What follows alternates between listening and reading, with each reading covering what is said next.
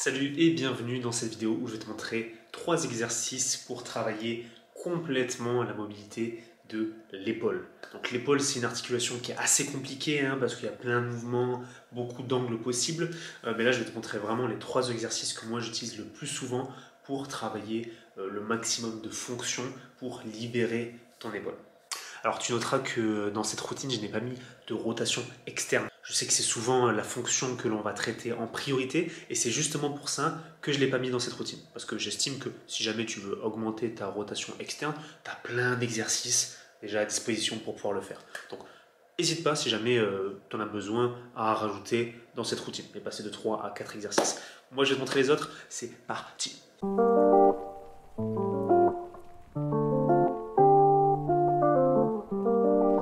Du coup, en premier, un que je fais depuis peu et que j'adore, c'est les dislocations lestées. Celui-là, je l'adore parce qu'il va y avoir un ensemble de mouvements combinés propres à l'épaule, donc flexion, la rotation externe, interne, extension. Enfin, bref, c'est vraiment un mouvement qui est super complet et qui va aider à renforcer activement ce pattern d'épaule au-dessus et derrière la tête. Donc bien évidemment, commencer sans poids, se mettre sur un banc incliné pour vraiment ne pas compenser avec le haut du corps, vraiment le caler, garder les bras tendus autant que possible. Voilà, ne pas faire l'erreur de plier les bras pour compenser. Et ensuite progresser petit à petit sur le nombre de reps et sur le poids.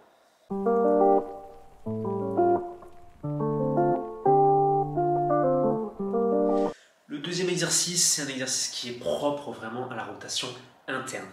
Pourquoi? La rotation interne, c'est vraiment un mouvement, une fonction de l'épaule qui est trop peu souvent adressée. Les tissus de la rotation interne étant les tissus les plus profonds de l'épaule, travaillez-les, mobilisez-les et gagnez de l'amplitude dans cette fonction-là pour libérer l'ensemble de votre épaule. Particulièrement si vous faites beaucoup de poussées, donc ça va être les dips, le développé couché, etc. etc.